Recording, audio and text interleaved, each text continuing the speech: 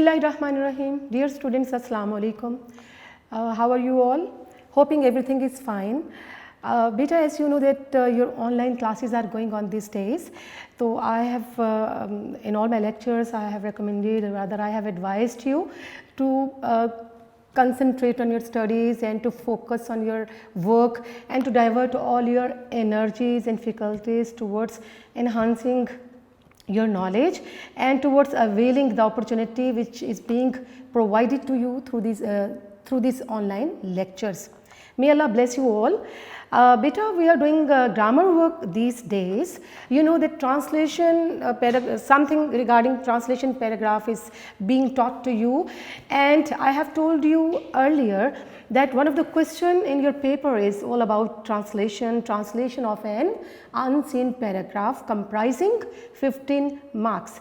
So that translation paragraph is going to be entirely unseen. So all we need is to do as much as practice we can do, right? So for this purpose we are just practicing or revising or going through the tenses which you have already done in detail when you were in 9th or 10th classes. So let us continue our today's work with the tenses. तो बेटे आपने जो tenses हैं मैंने आपको करवाए हैं present tense, past tense अपने कंप्लीट सब टेंसेस के साथ। हम लोगों ने ट्रांसलेशन के हवाले से बड़ी डिटेल गुफ्तगू की थी और मैं ख्याल 3 से 4 लेक्चर जो हैं इसी में आ चुके हैं और मकसद ये है कि ट्रांसलेशन अनसीन पैराग्राफ जो है वो भी आपको प्रैक्टिस करवाए जाएं और उससे पहले एक ओवरऑल बेटे आप इसको रिवाइज कर लो टेंसेस को, टेंस टेबल को। हमने प्रेजेंट इंडेफिनिट टेंस किया जी, प्रेजेंट कॉन्टिन्यूस टेंस किया, प्रेजेंट परफेक्ट टेंस किया, प्रेजेंट परफेक्ट कॉन्टिन्यूस टेंस किया और ये सब के सब अपने एक्टिव और पैसिव वॉइस के साथ किए गए। इसके अलावा पास्ट टेंस किया, past indefinite, past continuous, past perfect और पास्ट परफेक्ट कॉन्टिन्यूस और ये भी अपने एक्टिव पैसिव के साथ किए हैं। अभी हम कंटिन्यू रखेंगे जनाब आज के लेक्चर में। यकीनन आपने वो सब चीज़ें नोट की होंगी, एग्जाम्पल्स भी नोट किए होंगे और नेक्स्ट जो पोर्शन है टेंसेस का इसको आज कंप्लीट कर लेते हैं ताकि हम एक्चुअली अपनी उन ट्रांसलेशन एक्सरसाइजेज की तरफ आ जाएं। ठीक है जी, तो आपके पास अब आज के लिए क्या आता है जनाब? Future indefinite tense, future indefinite tense. तो बेटे इसकी थोड़ी सी डेफिनेशन हम लोग लिख लेते हैं कि क्या है। देखिए, इट शोज एन एक्शन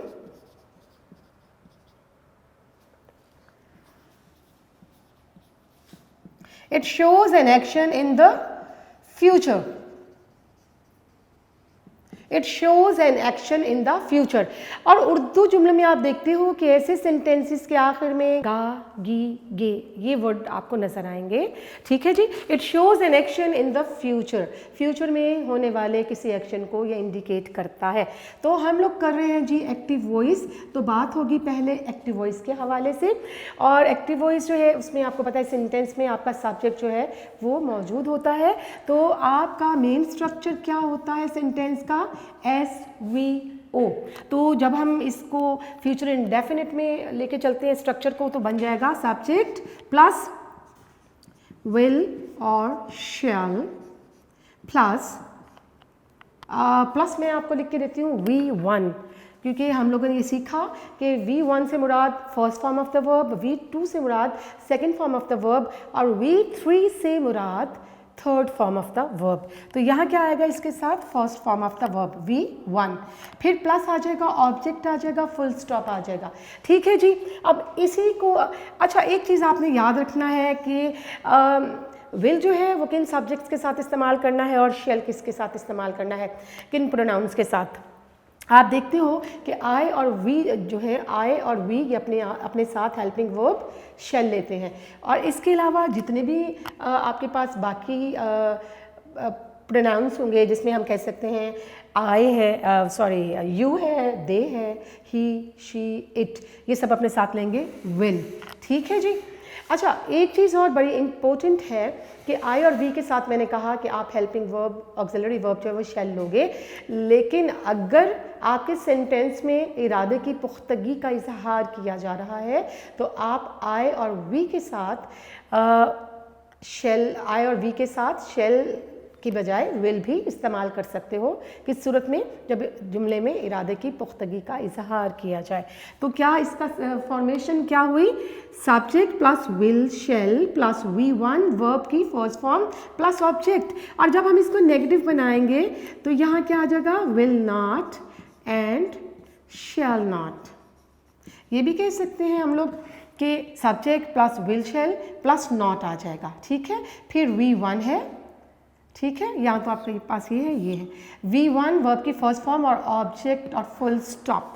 इसी तरह से आप इसका इंट्रोगेटिव बनाओगे तो बेटे विल और शेल जो है वो स्टार्ट में, उसके बाद सब्जेक्ट, फिर वी वर्ब की फर्स्ट फॉर्म और फिर ऑब्जेक्ट, ठीक है जी। अब डबल क्वेश्चन स्टेटमेंट, ये आपकी क्या थी, एफर्मेटिव सिंपल स्टेटमेंट, ये क्या थी जी, नेगेटिव, और ये क्या थी जी, इंट्रोगेटिव थी। और एक आपकी डबल क्वेश्चन स्टेटमेंट है। डबल क्वेश्चन स्टेटमेंट के बारे में बेटी आपको ये बताया गया है कि उसमें क्या है कि WH फैमिली वर्ड्स नज़र आएंगे, WH वर्ड्स नज़र आएंगे जो W और A से स्टार्ट होते हैं, when, where, whom, which, how many, ठीक है जी। तो इसमें जब इस तरह का जुमला आ जाएगा, डबल क्वेश्चन स्टेटमेंट है, डबल क्वेश्चन वर्ड्स आएंगे, तो ऑटोमेटिकली यहाँ आपने स्टार्ट में WH वर्ड्स लगाने, WH वर्ड जो है वो स्टार्ट में आएगा, और फिर ये second helping verb question word जो या तो विल होगा आपके जुमले की मुनासबत से और या फिर शेल होगा। तो यहाँ WH वर्ड, सपोज यहाँ मैं लिखती हूँ why will, when will, WH word आ जाएगा यहाँ पर, और ये क्वेश्चन वर्ड्स होंगे। बेसिकली ये आपके क्या हैं, क्वेश्चन वर्ड्स हैं।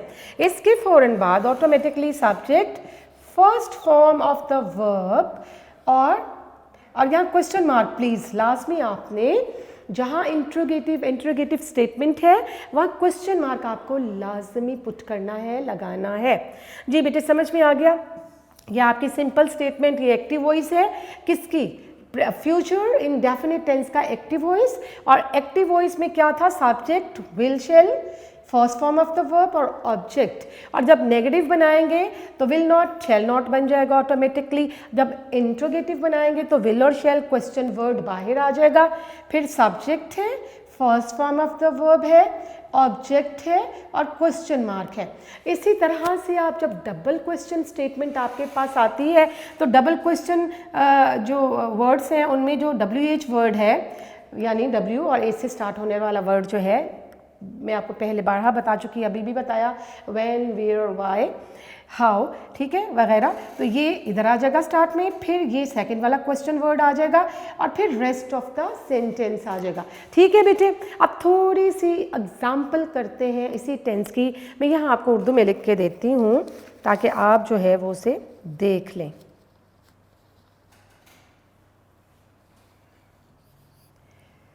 तुम अपनी वालिदा का इंतज़ार करोगे, वो ये नज़म ज़बानी याद करेगा, वो कल रोज़ा रखे। जी बेटे, आपके पास 3 सेंटेंस आए। वो कल रोज़ा रखेगी, तुम अपनी वालिदा का इंतज़ार करोगे, एग्जाम्पल्स हैं, वो ये नज़म याद करेगी। तो बेटा हम इसको कन्वर्ट करते हैं इंग्लिश में इस टेंस के अकॉर्डिंग। क्या है, जुमले के आखिर में आपको गी, गे, गा वगैरह नज़र आ रहे हैं, ठीक है जी। क्या है, N action in the future. तो हम लिखते हैं वो कल रोज़ा रखेगी। रोज़ा रखना क्या होता है, to keep fast. To keep fast mean रोज़ा रखना, टू कीप फास्ट। तो हम अपने इस फॉर्मूले के मुताबिक हम लिखते हैं शी, सब्जेक्ट यहाँ पर आ जाएगा शी, और शी क्या लेगी अपने साथ, तो विल लेगी। शेल शी के साथ जो हेल्पिंग वर्ब नहीं लगेगा, तो शी विल, और फिर first form of the verb कौन सी आ जाएगी, keep. She will keep fast, और कब रोज़ा रख रही है वो, tomorrow. She will keep fast tomorrow. She will keep fast tomorrow. अब इसी को अगर हम नेगेटिव में लेके चलते हैं तो क्या आ जाएगा, she will not keep fast tomorrow. ठीक है जी। फिर अगर इसको हम इंट्रोगेटिव में लेके चलते हैं तो क्या आएगा, will she keep fast tomorrow, कि क्या वो कल रोज़ा रखेगी। ठीक हो गया बेटे। अब अगर डबल क्वेश्चन स्टेटमेंट के साथ चलते हैं आप, तो हम लिख सकते हैं कि वाई विल, अगर मैं WH फैमिली WH वर्ड्स में से ये वर्ड ले लेती हूँ वाई, तो ये स्टार्ट में इंसर्ट होगा, why will she keep fast tomorrow. ठीक है, वो कल रोज़ा क्यों रखेगी। तो बेटे ये आपने ट्रांसलेशन की किसकी, ये फर्स्ट वाले सेंटेंस की। इसके बाद हम ज़रा एक नेक्स्ट सेंटेंस जो है आपके पास उसकी ट्रांसलेशन की जानिब बढ़ते हैं। And the very next sentence is, जी बेटे आपका नेक्स्ट सेंटेंस जो है उसको देख लेते हैं। तुम अपनी वालिदा का इंतज़ार करोगे। तो यहाँ सब्जेक्ट क्या है, यू, और यू के साथ आपने हेल्पिंग वर्ब क्या लेना है, शैल नहीं विल लेना है। यू विल, और वर्ब क्या है, वेट, इंतज़ार करना। तो यू विल वेट अपनी वालिदा का, you will wait your, you will wait for your mother, you will wait for your mother। ठीक है जी, you will wait for your mother। तो इसी को नेगेटिव में कन्वर्ट करते हैं तो you will not, यहाँ आप दरमियान में not इंसर्ट कर देंगे, you will not wait for your mother, you will not wait for your mother। Interrogative बनाएंगे तो will you wait for your mother। फिर अगर आप इसका डबल क्वेश्चन स्टेटमेंट में आ जाते हो तो why will you wait for your mother, why will you wait for your mother. ठीक है जनाब। अब इसका कन्वर्जन आप आसानी से इंट्रोगेटिव में और नेगेटिव में कर सकते हो, डबल क्वेश्चन स्टेटमेंट बना सकते हो। सेंटेंस आपके सामने है। थर्ड वन इज, वो ये नज़म ज़बानी याद करेगा। तो he will, he subject, will इसमें हेल्पिंग वर्ब आ गया। First form of the verb क्या होगी, he will learn this poem, this poem. और किस तरह याद करेगा, बाय हार्ट, ज़बानी।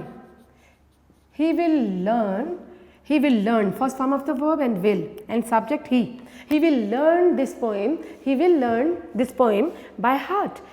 अगर इसका नेगेटिव बनाते हैं तो क्या हो जाएगा, he will not, automatically will के फौरन बाद नॉट आ जाएगा, he will not learn this poem by heart.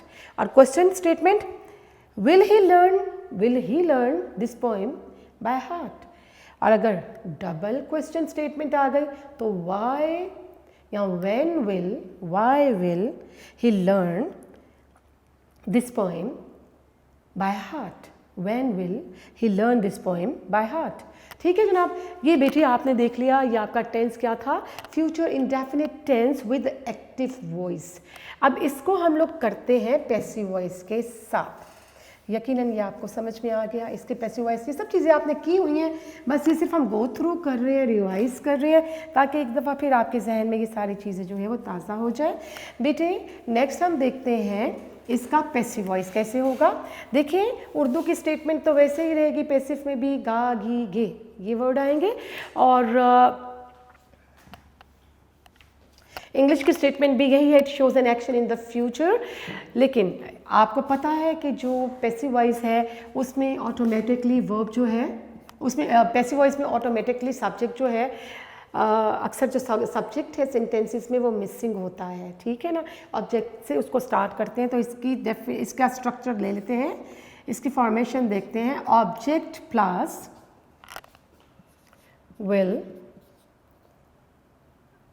Will shall plus be, इसमें दो हेल्पिंग वर्ब आ गए, विल शैल और बी। और प्लस मैंने आपको बताया कि पैसिव वॉइस में 100% third form of the verb होती है। ठीक हो गया जी। और प्लस इसमें देखिए बेटे, मैंने आपको ये बताया था इसका नेक्स्ट कि इसके बाद बाय है और एस सब्जेक्ट है। और बाय और सब्जेक्ट जो है उस सूरत में आएगा अगर तो सब्जेक्ट जुमले में मौजूद है। ठीक है। ऑब्जेक्ट क्या है, action is being done to, action is being done to the subject.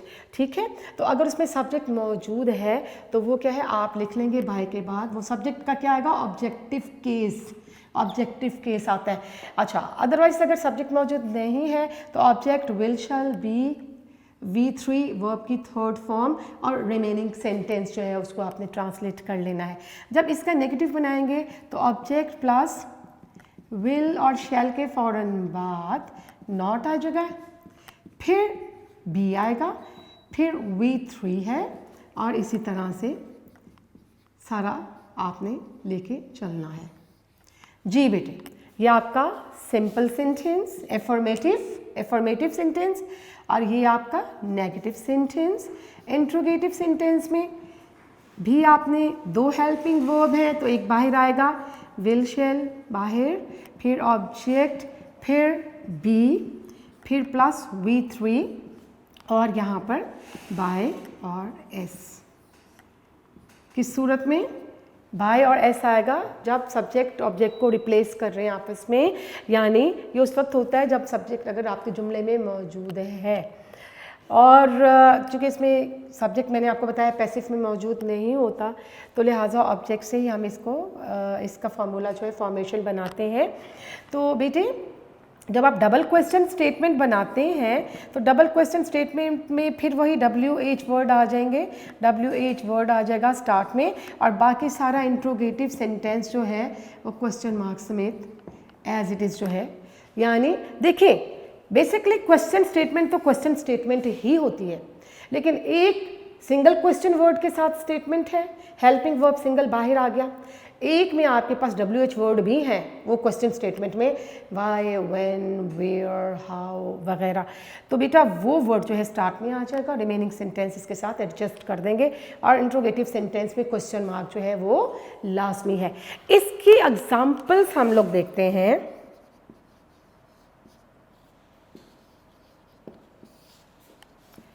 ये घर फरोख्त किया जाएगा। ठीक है जी, ये घर फरोख्त किया जाएगा।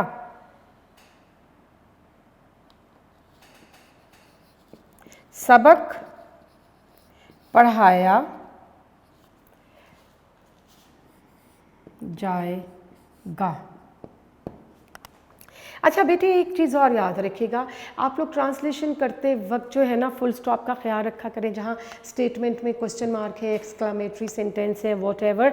अच्छा, आपने 9th-10th में तो आपको सिंगल सेंटेंस दिया जाता था, वो रैंडम मुख्तलिफ टेंसेस से निकाल के वो सेंटेंसेस ले लिए जाते थे सिंगल, और वो आपने ट्रांसलेट करना होता था। अब आपके पास एक कंटिन्यूअस पैसेज है, और पैसेज को आपने लाइन टू लाइन जो है वो अलग अलग करके ट्रांसलेट नहीं करना, वो पूरा पैसेज सामने रखना है, और पूरे पैसेज की शक्ल में ही आपने उसकी ट्रांसलेशन जो है वो नीचे लिखना है। ठीक है जी, क्वेश्चन पेपर से वो उर्दू पैराग्राफ उतारने की ज़रूरत नहीं है, उस पैराग्राफ की ट्रांसलेशन लिखी जाएगी। अच्छा, इसमें हम देखते हैं फिर अगेन गा और गा या घी, गे वगैरह ऐसे सेंटेंसेस में आता है, फ्यूचर इंडेफिनिट टेंस है। लेकिन इसमें देखिए ऑब्जेक्ट आपको पता चल रहा है इसमें सब्जेक्ट मिसिंग है, ये तो 100% क्या है आपका पैसिव वॉइस है। ये घर फरोख्त किया जाएगा, इसमें जिक्र नहीं किया गया कि कौन फ़रोख्त करेगा, तो जब इसका सब्जेक्ट मिसिंग है, मौजूद नहीं है, तो ये एक्टिव वॉइस है, और इसको हम सॉल्व करेंगे इस तरह से। ये घर, क्या ऑब्जेक्ट इसमें क्या है, ये घर, तो हम लिखेंगे दिस हाउस, दिस हाउस, और फिर इसके बाद हेल्पिंग वर्ब क्या है, विल बी, शैल बी, तो दिस हाउस विल बी, क्योंकि शेल आई और वी के साथ लगाते हो आप, तो दिस हाउस विल बी, और फिर लिखा हुआ है V3 third form of the verb. हमें बाय और एस की ज़रूरत पेश ही नहीं आई, जुमला यहाँ पर ख़त्म हो चुका। तो थर्ड फॉर्म सेल होता है फरोख्त करना, तो हम लिख रहे हैं this house will B, third form क्या हो जाएगा, sold, full stop, this house will be sold. ठीक है जनाब, ये बेटे इसकी ट्रांसलेशन हो गई। इसके बाद सबक पढ़ाया जाएगा, कौन पढ़ाएगा सबक, वो सब्जेक्ट गायब है, हमें नहीं बताया जा रहा कि उस्ताद सबक पढ़ाएगा या बड़ी बहन सबक पढ़ाएगी या कौन पढ़ा रहा है सबक, वो सब्जेक्ट मिसिंग है, इट मीन्स ये पैसिव वॉइस है। तो पैसिव वॉइस में अगेन आपका ऑब्जेक्ट क्या है, सबक पढ़ाया जाएगा, द लेसन, और फिर यहाँ देखिए यहाँ से क्या आ जाएगा, will be, the lesson will B, और टीच होता है पढ़ाना, वर्ब है, और हमें इसकी V3 लेनी है। V3 mean third form of the verb. The lesson will be TAUGHT, the lesson will be taught. जी बेटे, ये आप इसको देख लें एग्जाम्पल्स, और इसी तरह से इसको सॉल्व करना है, इस टेंस को लेके चलना है। तो इसका नेगेटिव क्या होगा? This house will be sold, तो this house will not be sold, negative हो गया। तो will this house be sold, ठीक है, ये क्या हो गया इसका? इंट्रोगेटिव।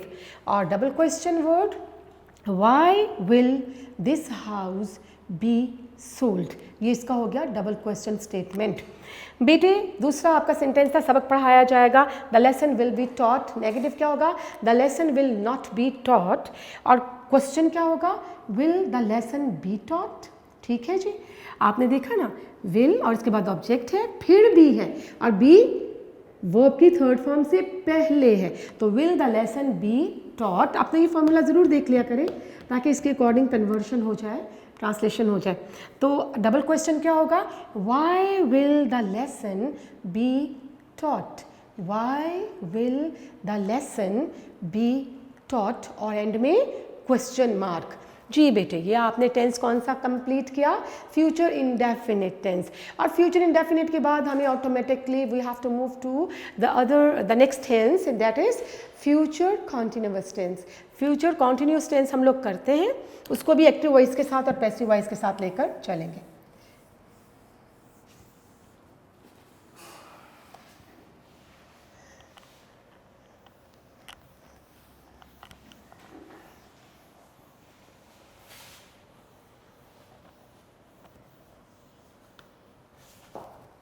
जी बेटा, अब आपका नेक्स्ट टेंस कौन सा आ रहा है? आपका नेक्स्ट टेंस आ रहा है फ्यूचर कॉन्टिन्यूअस टेंस, उसको देख लेते हैं।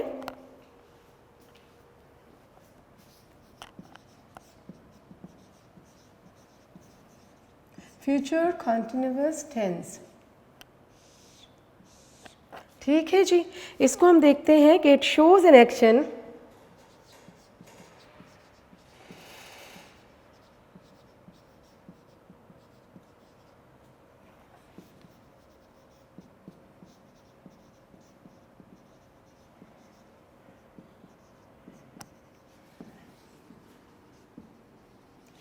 that continues in the future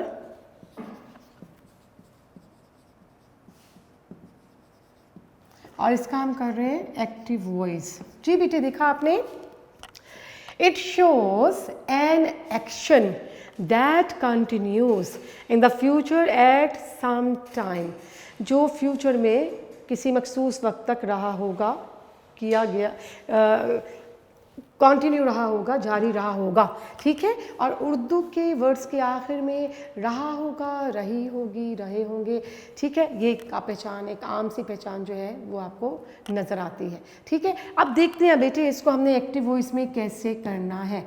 मैंने आपको बताया रहा होगा, रही होगी, रहे होंगे वगैरह उर्दू में आएंगे। और इसको हम एक्टिव वॉइस जब करते हैं तो क्या होगा? सब्जेक्ट प्लस फिर विल और शैल, विल और शैल, और फिर क्या आएगा?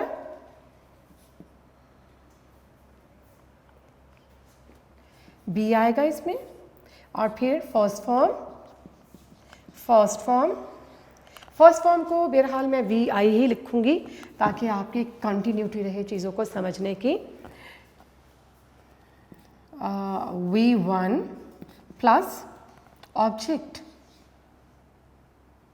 फुल स्टॉप, ठीक है जी। आप इसमें लिखेंगे सब्जेक्ट विल और शैल आ जाएगा, विल बी, शैल बी, और फॉर्म कौन से आ गई? फर्स्ट फॉर्म आएगी, और इसके साथ चूँकि कॉन्टिन्यूस टेंस है ये, इसमें आपने आईएनजी भी लिखना है, तो फर्स्ट फॉर्म के साथ आपने आईएनजी जो है वो भी लगाना है, फिर ऑब्जेक्ट आएगा, ठीक है जी। अब इसी के नेगेटिव बनाते हैं तो हम कहते हैं ये आपका एफर्मेटिव सेंटेंस था, सिंपल सेंटेंस था। अब आपका नेगेटिव सेंटेंस है, तो subject plus will, shall plus not plus be plus V1 first form of the verb ing और object। और जब इसका इंट्रोगेटिव बनाएंगे आप तो फिर क्या आएगा बेटा? will और shall plus subject plus be plus verb की first form ING and object और क्वेश्चन मार्क। और जब डबल क्वेश्चन स्टेटमेंट आ जाएगी, सेंटेंस आ जाएगा, तो यहाँ पर WH वर्ड स्टार्ट में और बाकी सारा सेंटेंस जैसे आपने इंट्रोगेटिव में बनाया है एज इट इज़ बनेगा। दोबारा से देख लीजिएगा, हम लोग कर रहे हैं फ्यूचर कॉन्टिन्यूअस टेंस और इसमें आप कर रहे हैं it shows an action that continues in the future at some time, ठीक है। और इसकी जो फॉर्मेशन है वो क्या होगी, एफर्मेटिव सेंटेंस, सिंपल सेंटेंस में सब्जेक्ट विल शैल बी और first form of the verb फिर आईएनजी और ऑब्जेक्ट। और नेगेटिव में क्या है, यही स्टेटमेंट लेकिन विल और शैल और बी के दरमियान में नॉट आ जाएगा। और इंट्रोगेटिव में विल और शैल बाहर, क्वेश्चन वर्ड बाहर, subject be, first form of the verb ING plus object. इसी तरह से डबल क्वेश्चन सेंटेंस में WH फैमिली वर्ड स्टार्ट में, बाकी सारी इंट्रोगेटिव सेंटेंस का जो फॉर्मूला है वैसे ही आपने करना है। जी बेटा, इसके हम लोग थोड़े एग्जाम्पल्स देखते हैं। आपके पास है टेंस, वो अपना वक्त ज़ाया कर रहे होंगे,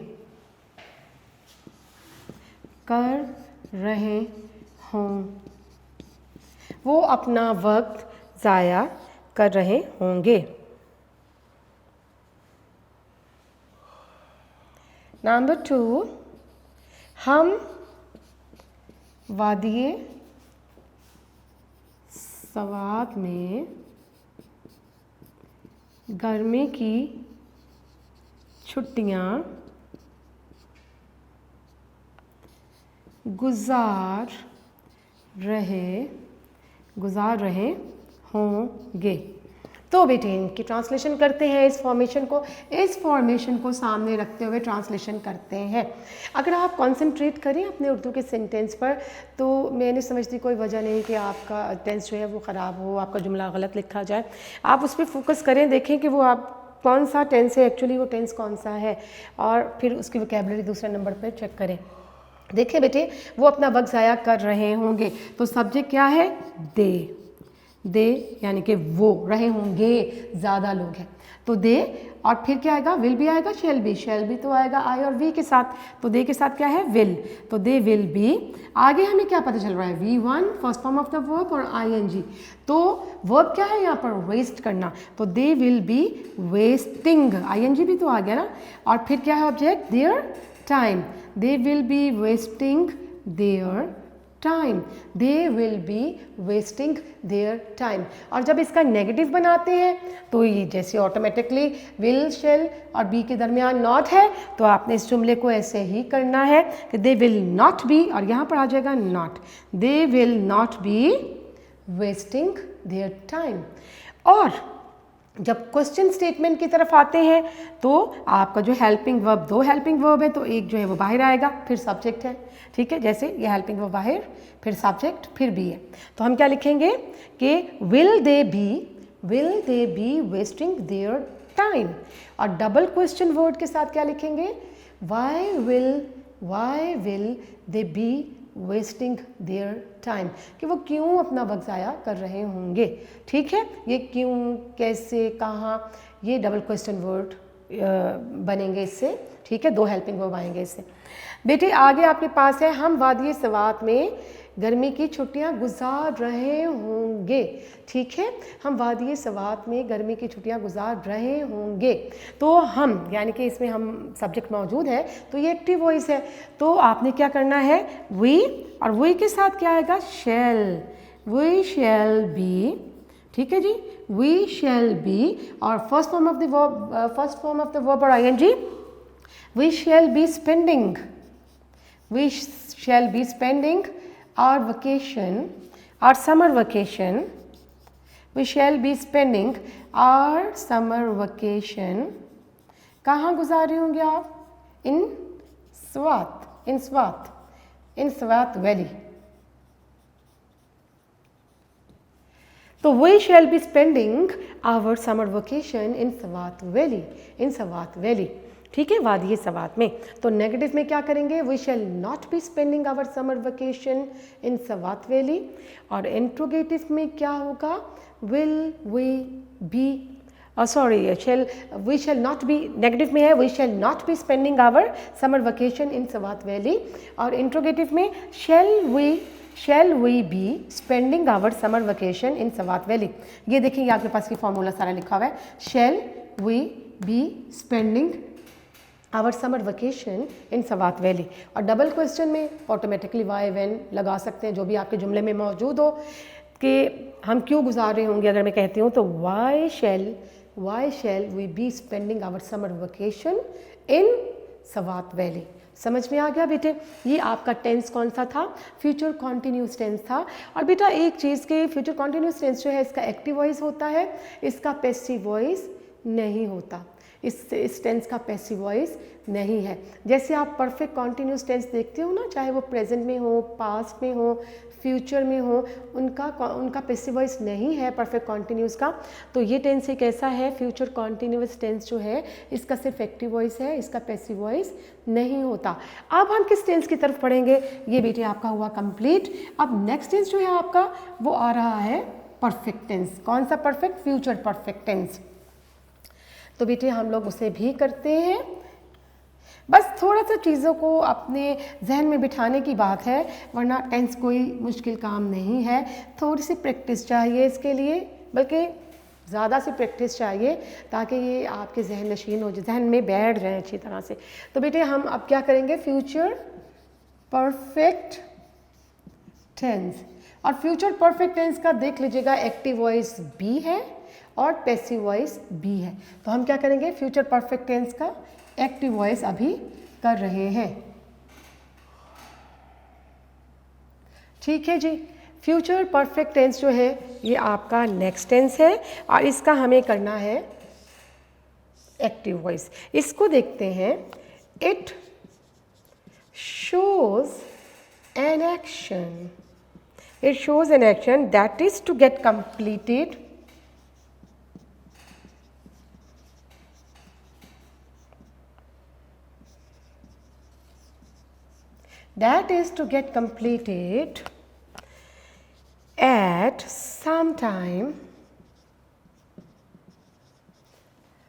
at some time in future। जी बेटा, फ्यूचर परफेक्ट टेंस चाहे एक्टिव में हो या पैसिव में, उसकी हम डेफिनेशन किस तरह लेंगे कि it shows an action that is to get completed at some time in future, कि जो फ्यूचर में एक सर्टेन टाइम पे वो काम कंप्लीट हो चुका होगा। तो ऐसे वर्ड्स के, ऐसे सेंटेंसेस के उर्दू वाले जो सेंटेंसेस हैं उनके आखिर में चुका होगा, चुकी होगी, चुके होंगे वगैरह वर्ड जो है वो आपको उर्दू में नज़र आएंगे। ठीक है जी। अब इसका हम देखते हैं कि इसका स्ट्रक्चर क्या होगा। हमारा बेसिक वर्ड सेंटेंस स्ट्रक्चर है सब्जेक्ट, वर्ब और ऑब्जेक्ट। जब हम आते हैं फ्यूचर परफेक्ट की तरफ तो देखते हैं फ्यूचर परफेक्ट हमें क्या सिखाता है। चुका होगा तो आपको पता चल गया, अगर सब्जेक्ट मौजूद है सेंटेंस में एक्टिव वॉइस, सब्जेक्ट मिसिंग है तो वो पैसिव वॉइस। तो हम इसकी अब फॉर्मेशन देखते हैं। देखिए जी, इसमें आपने सब्जेक्ट और फिर विल या शेल जो भी आ रहा है उसके साथ हैव है, will have, shall have, will have, shall have. और इसके साथ क्या है, V3 third form of the verb और ऑब्जेक्ट आ जाएगा। दोबारा देखिएगा, सब्जेक्ट है, विल हैव, शेल हैव, यानी अगर जिन सब्जेक्ट के साथ प्रोनाउन के साथ विल है, जिनके साथ शेल है वो लगाएंगे। और सेकंड इसके साथ हेल्पिंग वर्ब है हैव, यानी विल हैव या shall have, plus V3 third form of the verb plus object इसमें आएगा। अब ये क्या था, ये आपका एफर्मेटिव सेंटेंस था, सिंपल पॉजिटिव सेंटेंस था। इसी के नेगेटिव सेंटेंस की जानिब आते हैं। तो नेगेटिव सेंटेंस में क्या होगा, सब्जेक्ट ऐसे ही रहेगा, विल और शेल ऐसे ही रहेगा। दूसरा हेल्पिंग वर्ब क्या है, हैव था ना, विल हैव, शेल हैव, तो इनके दरमियान में नॉट आएगा। फिर आपके पास हैव है, हैव, फिर V3 third form of the verb और आपके पास आ जाएगा ऑब्जेक्ट। जब इंट्रोगेटिव बनाते हैं तो इसी को देख लीजिएगा, विल और शैल एक हेल्पिंग वर्ब बाहर, सब्जेक्ट और फिर हैव आएगा। विल हैज़ नहीं होता, शैल हैज़ नहीं होता, विल हैव और शैल हैव होते हैं। फिर इसके बाद V3 वर्ब की थर्ड फॉर्म और ऑब्जेक्ट आ जाएगा। और डबल क्वेश्चन स्टेटमेंट में ऑटोमेटिकली आपने जब डबल क्वेश्चन स्टेटमेंट करनी है तो WH वर्ड आएगा और इसके बाद सारी जो कि तू क्वेश्चन स्टेटमेंट आपके पास एज इट इज़ जो है वो आ जाएगी। जी बेटे, ये आपको समझ में आ गई बात। एक दफ़ा इसको फिर रिवाइज कर लीजिएगा, देख लीजिएगा, इसका एफर्मेटिव है, इसका नेगेटिव है, इसका इंट्रोगेटिव है, इसके डबल क्वेश्चन स्टेटमेंट भी है। जी बेटा, अब इसके साथ जो है थोड़ी सी इसकी हम एग्जाम्पल्स वगैरह भी देख लेते हैं। एग्जाम्पल्स जो है बेटे वो मैं आपको यहाँ पर लिख देती हूँ ताकि इसी फॉर्मूले को सामने रखते हुए उन एग्जाम्पल्स को हम सॉल्व करें। तो आपकी एग्जाम्पल्स ये हैं,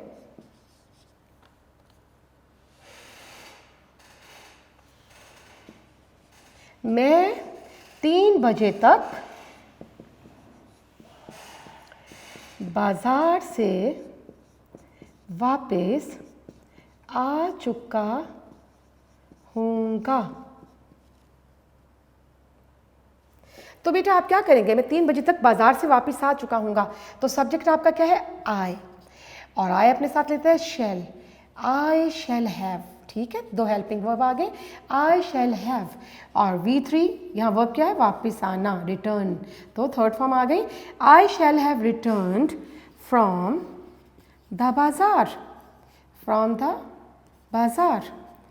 और इस जुमले में वक्त का इस्तेमाल है, लेकिन एक अच्छी बात और ध्यान में रखिएगा, अहम बात भी है कि इसमें सिंस और फॉर वक्त को इंडिकेट नहीं करता। इसमें विल हैव और शैल हैव वाले जुमले जो हैं, जो आपका फ्यूचर परफेक्ट टेंस है, उसमें आप टाइम को शो करने के लिए बाय इस्तेमाल करते हो। तो यहाँ 3 बजे तक लिखा हुआ है, तो I shall have return from the bazaar by क्या आ जाएगा, 3 o'clock। और जब इसका नेगेटिव बनाते हैं, क्या है affirmative, I shall have returned, इसमें एन भी लिखेगा, returned, I shall have returned from the bazaar by 3 o'clock। और नेगेटिव क्या है, I shall not have returned from the bazaar by 3 o'clock। Interrogative में इस जुमले को सामने रखते हुए शैल आई हैव, ठीक है, shall I have returned from the bazaar by 3 o'clock। और अगर डबल क्वेश्चन स्टेटमेंट है तो why shall I have returned from the bazaar. ठीक है जी, देखा आपने कि यहाँ पर विल शैल और हैव के दरमियान में नॉट आता है जब नेगेटिव है। इसी तरह से जब इंट्रोगेटिव है तो सब्जेक्ट दरमियान में आ गया, और ये 2 जो हेल्पिंग वर्ब हैं, विल शैल स्टार्ट में, सब्जेक्ट फिर हैव, फिर इस तरह से कंप्लीट होता है हेल्पिंग वर्ब। तो इसी को सामने रखते हुए आपने जुमले को क्या करना है बेटे, ट्रांसलेट करना है। अच्छा, ये आपका जुमला हुआ कंप्लीट। इसके बाद जो है एक और जुमला आपको करवा देती हूँ, मैं इसको मिटा रही हूँ ताकि एक और आपको आइडिया हो जाए। एक और जुमला हम लोग करते हैं जी, वो शाम तक अपना काम ख़त्म कर चुका होगा, वो शाम तक अपना काम ख़त्म कर चुका होगा। तो क्या करेंगे आप, इसी जुमले को सामने रखें जो आपका मेन एफर्मेटिव सेंटेंस है, इसको सामने रखें। सब्जेक्ट क्या है, ही, और वो अपने साथ क्या लेगा, विल, शैल नहीं लेगा, तो ही विल।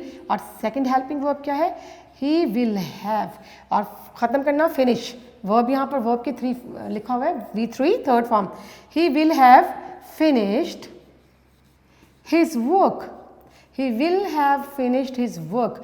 और शाम तक, और मैंने आपको बताया टाइम के लिए बाय इवनिंग, बाय सिंस नहीं लिखेंगे आप बेटे, वो परफेक्ट कॉन्टिन्यूस टेंस में आता है, ठीक है, फ्यूचर परफेक्ट में नहीं आता। तो he will have finished his work by evening. इसी का अगर हम नेगेटिव बनाते हैं बेटे, इसी के जब नेगेटिव बनाओगे तो आपने क्या करना है कि ही विल, यानी आपके पास 2 हेल्पिंग वर्ब हैं, विल और हैव, इनके दरमियान में क्या आ जाएगा, not, he will not have finished his work by the evening. ठीक है, by, he will not have finished his work by the evening,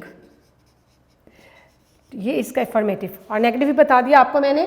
जब इंट्रोगेटिव बनाएंगे तो क्या होगा, विल शुरू में आ गया, फिर ही आ गया, विल ही हैव, ठीक है, दरमियान में सब्जेक्ट है ना, यहाँ पर आपने देखा will have, will shell start में सब्जेक्ट और फिर हैव है, तो मैंने लिखा will he have finished his work by the evening. और डबल क्वेश्चन स्टेटमेंट, तो why will he have finished his work by the evening. बेटी आपको समझ में आ गया होगा। हमने अभी जो टेंस किया वो है आपका future perfect tense with active voice. अब इसी का पैसिव वॉइस जो है हम लोग इंशाल्लाह आपके नेक्स्ट जो लेक्चर होगा उसमें करेंगे, because your time for this lecture is almost finished and we will complete the same tense with the passive voice in our next lecture. तो meanwhile keep on revising or keep on practicing all these sentences, ठीक है, so that you could be able to better comprehend all these things. Beta, before we end, there's a message of the day that share your skills with other peoples. It will not only change your life but also the life of other peoples in your surrounding or the lives of the people who are attached with you. And you know that education is the only weapon through which we can conquer this world. ठीक है बेटा, thank you very much and take care, stay blessed. Allah Hafiz.